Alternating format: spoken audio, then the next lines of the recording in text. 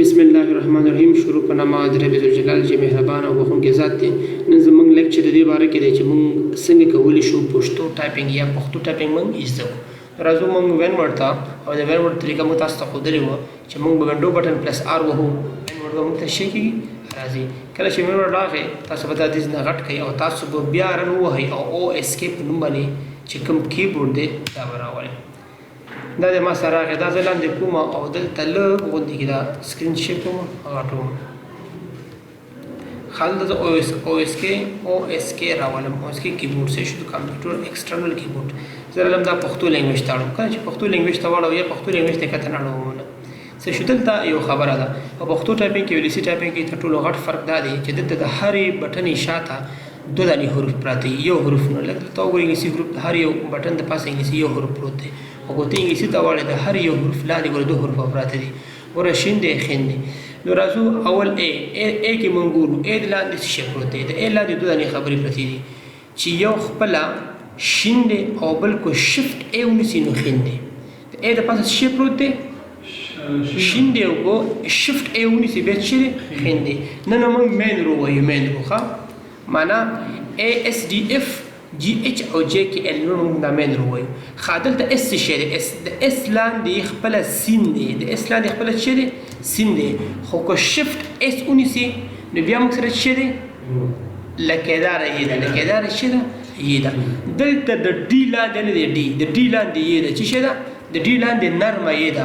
خو که شفټ ډي ونیسي څرګنده یې ده. او شفټ ډي ونیسي څه دی؟ څرګنده یې ده. دلته د اف لاندې بې ده. د اف لاندې څه ده؟ بې ده. د اف لاندې بې ده. خو که شفټ اف ونیسي د بیا څه ده؟ پې ده. که شفټ اف ونیسي څه ده؟ پې ده. دلته د جي لاندې څه شی دی؟ د جي لاندې لام دی. د جي لاندې څه دی؟ لام دی. خو که ته شفټ جي ونیسي بیا څه دی؟ خو که شفټ جي ونیسي بیا څه دی؟ لکه شفټ جي سره بیا څه دی؟ الف مد دی. الف څه شی دی؟ مد دی. الف مد دی. ښه دلته د اچ لاندې الف دی. د اچ لاندې څه دی؟ الف دی. خو که ته شفټ اچ ونیسي بیا څه دی؟ بیا سره الف مد دی. بیا څه دی لکه الف مد دی. ښه دلته د جې لاندې تی ده. د جې لاندې څه ده؟ تی ده. خو که ته شفټ او جې ونیسي بیا ټی ده. که شفټ جې ونیسي څه ده؟ ټی ده. دلته د کې لاندې څه دی؟ نون دی. د کې لاندې څه دی؟ نون دی. خو که ته شفټ کې ونیسي بیا څه دی؟ نون دی. بیا د شفټ کې ونیسي څه دی؟ نون دی. دلته د ال لاندې څه دی؟ میم دی. د ال لاندې څه دی؟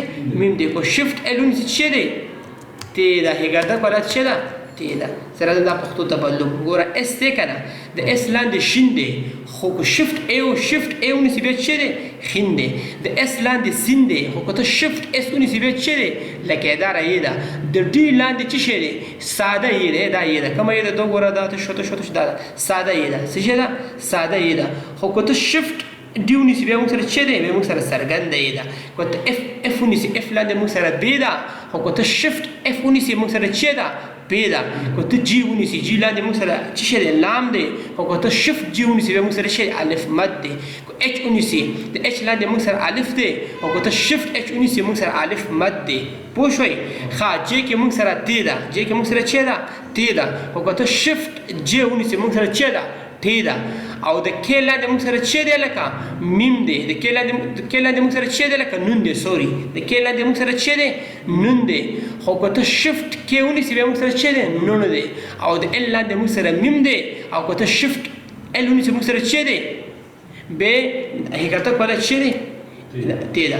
ښه دغه بټنې چې کومې دي که نه دغه بټنې دغه بټن دا بټن او دا بټن دې لاندې کاپ دی. دې لاندې څه دی؟ ګاپ دی. ګوره ورته ښه وګورئ دا بټن چې زه وهم ما سره څه دی؟ ګوره ښه دا بټن کوم څه ما سره کاف دی. څه دی؟ کاف دی. او دا بټن څه ما سره کاف دی. ما سره څه دی؟ کاف دی. یعنی دا بټن چې دی دا ډبل نقطې چې دی د څه دی؟ کاف دی. او دا ډبل کوډ چې دی د موږ سره څه دی؟ ګاف دی. دلته موږ د ال نه دی خو چې کوم بټن ډبل نقطې چې دی د ما سره کاف دی. او دلته ما سره څه دی؟ ګاف دی. ګورئ دا د ما سره ګاف دی. دا ما سره څه دی؟ کاف دی.